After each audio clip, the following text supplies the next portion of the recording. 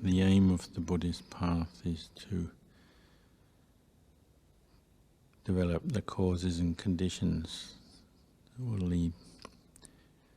lead us to the end of stress and suffering. In other words, to develop a peacefulness and a happiness in our minds that is unshakable and unconditioned, using the process of conditioning to get to the unconditioned.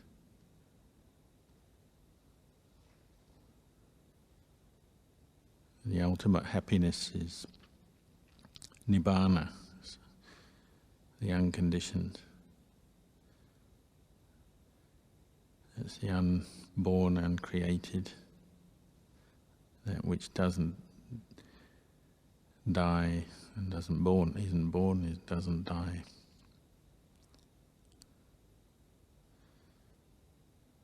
But in cultivating that path, there's many different qualities that lead to happiness.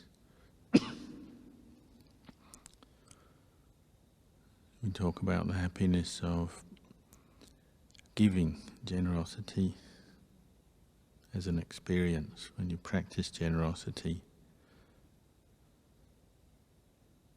it brings happy memories, happy feelings, happy thought formations.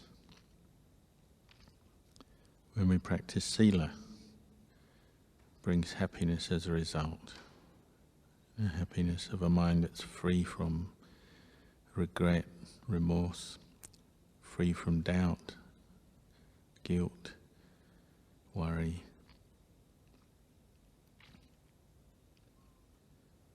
And when we practice mental cultivation, bhavana, meditation, it brings happiness, and the happiness of samadhi, one-pointedness, then ultimately the happiness that comes with wisdom. Wisdom that leads to the letting go of unwholesome mental states, the causes and conditions that bring up suffering. By abandoning them, having the wisdom, the insight to abandon them, then we experience the ultimate peace and happiness of the mind.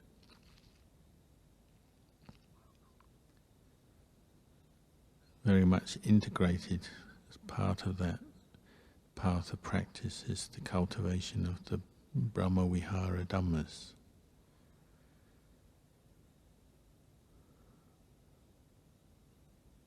The sublime attitudes or divine abidings of the mind. Metta, Karuna, Mudita, Upekkha. If you reduce them down, it's really Metta and Upekkha. And when we come to practice, having been inspired by teachers or other practitioners, or just reading, hearing Dhamma,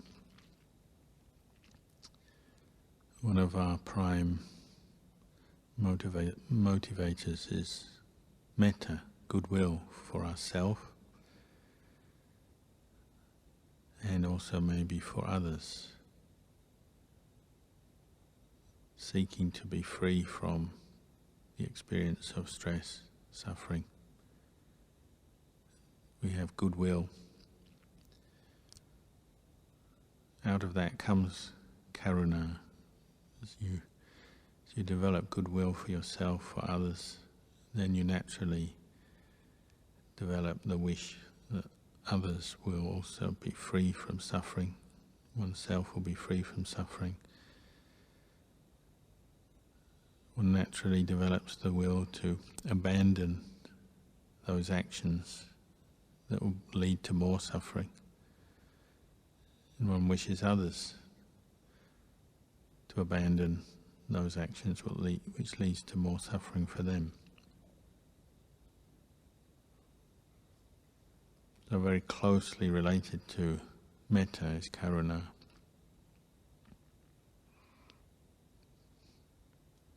And the more we develop these qualities, and the more that they're developed in the heart towards all beings, even beings we don't know, just because we understand the nature of life, of experience, human experience, or even beings in other realms, animals, or in other realms. We understand that all beings are subject to suffering. Suffering in its nature is something we don't want. It's unpleasant. So if you see suffering in your own heart and wish to end it, you naturally appreciate how others will also want to wish to end their suffering.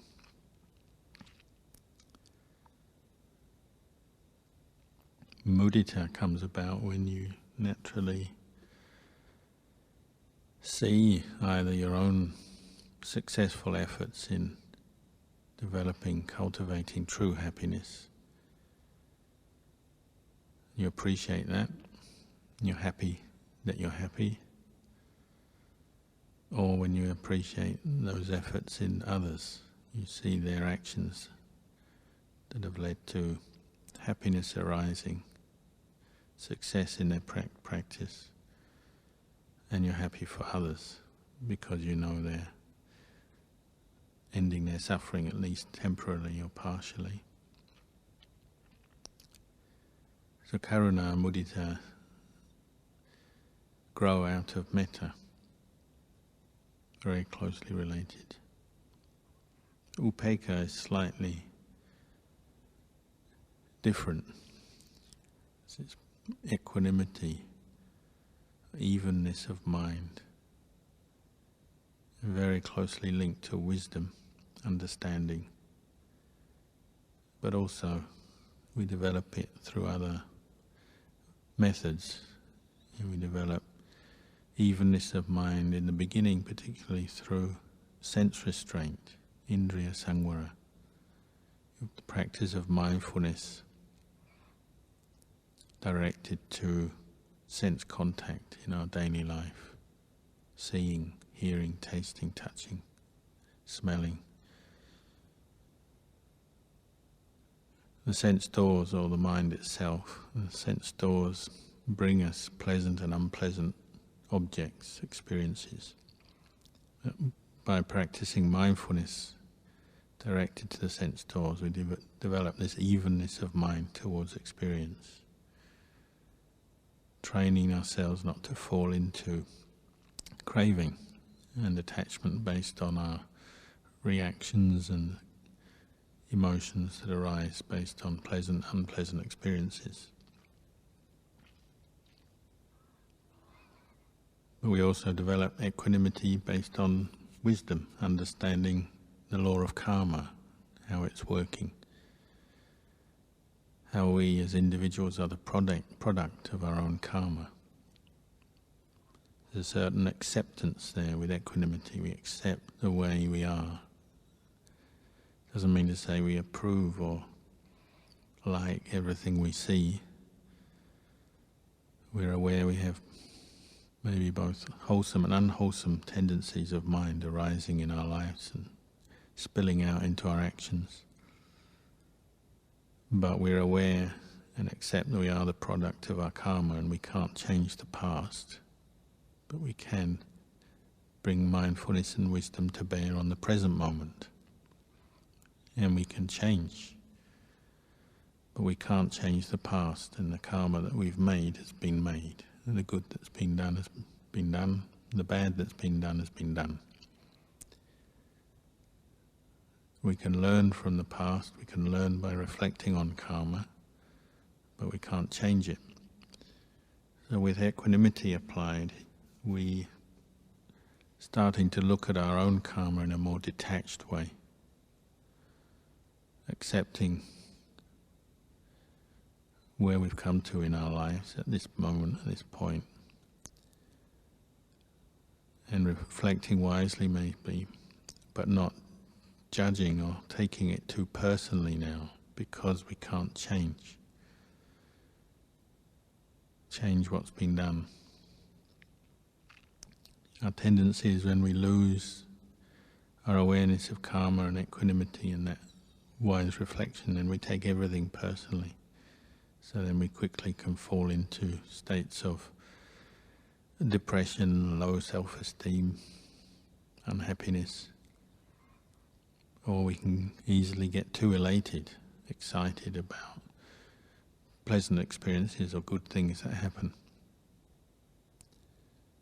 But the mind of equanimity, we're learning to reflect wisely in an even, balanced way on our experience. And not take it quite so personally as before, but just to look more with reasoned reflection, understand what has led to what, and accept our karma. Then obviously to establish the mind in its intention to develop wholesome karma and abandon the unwholesome karmic tendencies that might arise in our minds or through speech or action. And we extend this out to others as well. So maybe those others who we wish to help, but again we have to reflect. They have their karma. We have to accept the way it is. There are those things we can't control in the world around us, in the lives of others, even in the lives of ourselves. We can't control everything, so we have to have a certain level of acceptance. This is also the practice of equanimity in daily life, you might say. Understanding karma. I'm the owner of my karma, heir to my karma, born of my karma, related to my karma, abide supported by my karma. Whatever karma I shall do, for good or for ill, of that I will be the heir. That applies to others as well. There are those we wish to help, free them from suffering or prevent them from creating more suffering, but maybe they're not ready to change or to see the error of their ways. So however much you have the wish to help, you have metta or karuna, no change takes place. So sometimes we have to develop equanimity. Or some people we just can't help, too far away, beyond our means.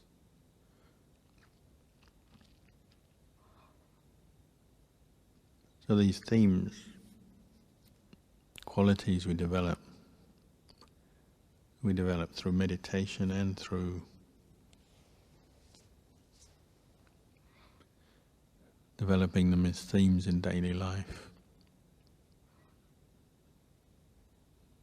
You'll see the Dhamma Vinaya promotes the 4 Brahmaviharas, and we develop goodwill towards each other as bhikkhus, monks, develop compassion, develop tolerance, develop mudita. These qualities are constantly, or opportunities to develop these qualities are constantly coming up when you live as a Buddhist monk. Developing these qualities towards the laity, even towards creatures we meet, animals. Or if you ever feel you've encountered a ghost or some other being, well, you can still develop these qualities, metta, karuna. If you were to meet a deva, then you can have mudita for a deva, if they're a being with lots of good karma, lots of merit. Just as we do for humans. You meet teachers, maybe teachers who are enlightened, practice mudita for them. Meet fellow bhikkhus who are going through difficulty in their practice, we develop compassion for them. Sometimes bhikkhus fall sick or have injuries, so we practice metta, karuna for them, and so on. We develop for ourselves and for others in daily life.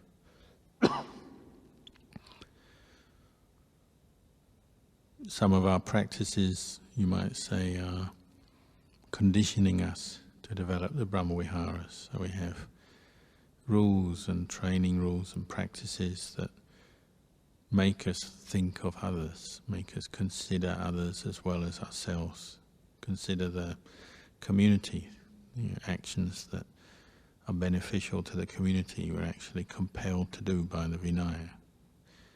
So we're compelled to watch our speech and consider what are the words that we speak, are they friendly or not?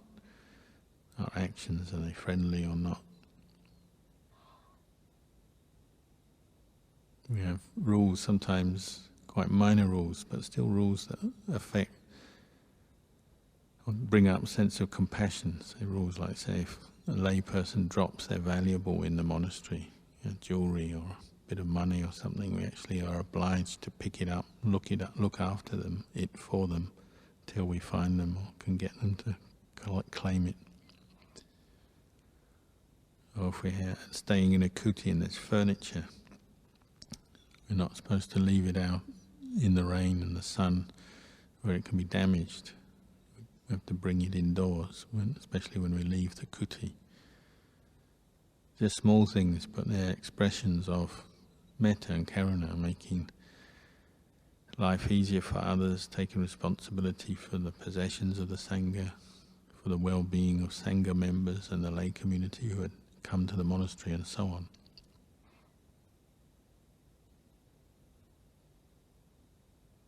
But we also practice equanimity in daily life. We live in a world that's full of confusion, sometimes violent, unpredictable. There's a lot we can't control. We might be developing our practice in the monastery and right outside. In the city things are going on, some good, some bad. Sometimes we just have to practice equanimity to all of that.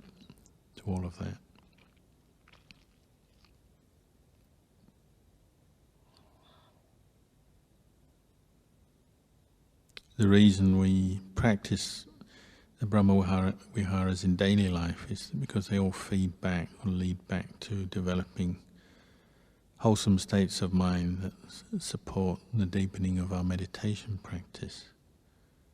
So it's very common when you're practicing meditation to regularly, consciously bring up the reflections, say, on metta as we chant, to bring up goodwill to oneself. May I be well, free from suffering, free from enmity, hostility, and then develop it towards others as a conscious meditation theme. Even if we're not angry or upset with others, we can still develop these on a regular daily basis. It's often a good way to prepare the mind before breath meditation or other meditations that we're doing. And you'll see if you've been consciously developing metta, karuna, mudita, upekkha in your daily life, then when you sit down to meditate or you're walking meditation, it's just a natural continuity of those practices. And they are very supportive or conducive for the mind to quieten down, to develop contentment, peace, happiness.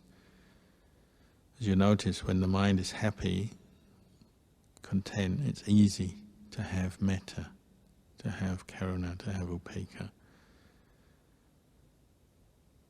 When one develops metta, karuna, upekkha, it leads to peace of mind. So that it's like one thing leads back into the other. It's a wholesome cycle. The more metta we have, the easier it is. And the more able we are to have more metta.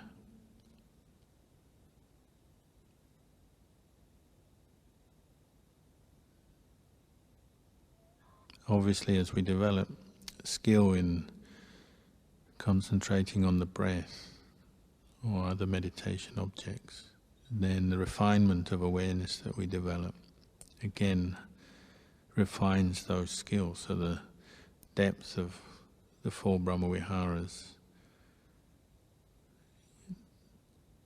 we find we can deepen them. Your metta is more powerful if your mind is concentrated. It's a more refined, stable, objective mind. So one can maybe really heal old wounds, scars, anger that one's had towards people in the past, even long distance past, or even just more daily, kind of mundane irritations, ill will with others, people around us, and so on. The more concentrated we become, the more powerful the Brahma Viharas have an effect on the mind. And particularly as the continuity of mindfulness develops, say on the breath meditation, then the refinement of equanimity becomes more apparent to the mind. You might say, in terms of samadhi, then the development of fourth jhana is the pinnacle of equanimity, when the mind is so refined and the sense of the body is gone, it's completely equanimous towards pleasant, unpleasant feelings, towards the world. It's in a state of unshakability. And they say the mind coming out of fourth jhana, reflecting on the Dhamma, as it withdraws from that deep state, it's in the best position to contemplate the three characteristics of existence, just to observe an impermanence of the five khandhas: form, feeling, memory, thought formations, consciousness. And the mind is so cool, and the equanimity so sustained, so still, everything else is seen as stressful. Even the desire or the attachment to the pleasure of samadhi is seen as stressful. There's still some movement, some becoming in the mind when there's attachment to the bliss of samadhi. That's one of the most important kinds of equanimity. At any level of samadhi, even khanika samadhi, just momentary concentration will bring you one-pointedness, will bring you some equanimity. And this is what stabilizes the mind enough to contemplate in an objective way, for the mind to look back at experience, and look back at the experience of meditation itself, to see how much pleasure or pain was in that experience, how much refinement of mind was in that experience. But look in an objective way, not just attaching to it as, oh, I really like that was really good, or that wasn't as good as before, but just objectively to know the experience and to reflect on cause and effect, cause and result. And obviously to reflect on the experience of the khandhas, say to reflect on pain with equanimity, with one-pointedness. Even a little bit of continuity and mindfulness, we can start observing pain in a new way. Before we might have always just taken pain personally. We have this sense that whenever we have some pain in the body, it's like somebody is getting at me. Why do I have this pain? Why do I have to experience this? We take it personally. Painful experiences, physical pain, mental pain. But with some one-pointed equanimity of samadhi, and we can reflect on it more as pain rather than my pain. And just know it for what it is. Investigate it to see what kind of pain it is, how it manifests. Sometimes it's just a small amount of pain, sometimes deep, sometimes it's spreading, sometimes it's a sharp, piercing pain, comes and goes and so on. With equanimity we can observe pain, we can observe the mind's reaction to pain, and see how when there's not much mindfulness or wisdom, we create a personal identity around pain. So we make it worse than it is, harder to bear than it really needs to be. much of meditation is working without looking at pain just as a sensation. You don't even have to call it pain. The word pain has so much emotion attached to it. Maybe you just call it, oh, there's this sensation. There's this sensation that we're observing here in the meditation. It's like this. It may be hot, intense, difficult, but it's just a sensation. The more equanimity we have, maybe even feelings of pleasure, feelings of rapture, bliss. Pleasure can also have a slightly stressful aspect to them.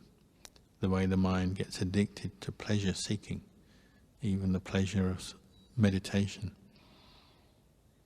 It's obviously a much more subtle thing, at a subtle level, but equanimity will expose that.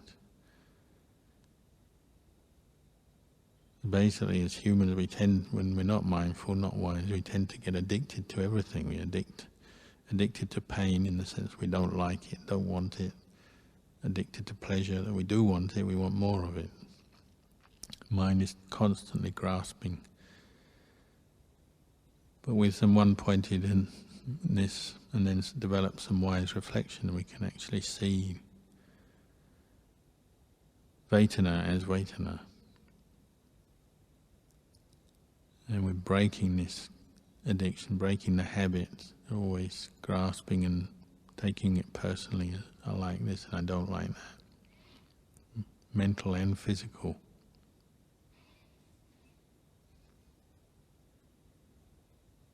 So obviously in meditation we're developing the most refined kinds of equanimity, and there'll always be, you might say, a deeper level to go. It's only the Arahant who's completely equanimous to all the conditions of the world, physical, mental. There's always more for us to do, but meditation gives us a very clear, direct understanding of equanimity and how it's useful, how you can use it to reflect on our experience. Develop that objectivity of mind, to know something but without getting caught up and mixed up with it. Actually to separate the mind out, to be able to reflect back, look back at itself and its experience, rather than always getting caught up in it, identifying with it with a sense of self.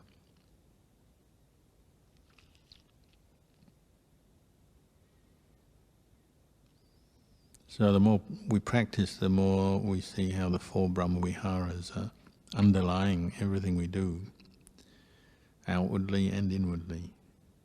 And they're very much themes to keep coming back to over and over again on a daily basis.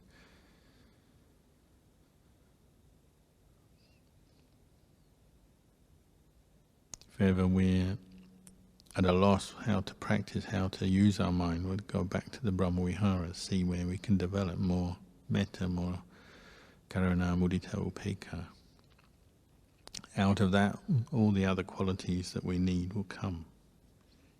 The virtue, the samadhi, the wisdom, the patience, the ability to let go of unwholesome mental states, it all comes out of this.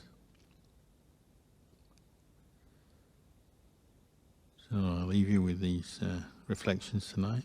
You can do some parita chanting.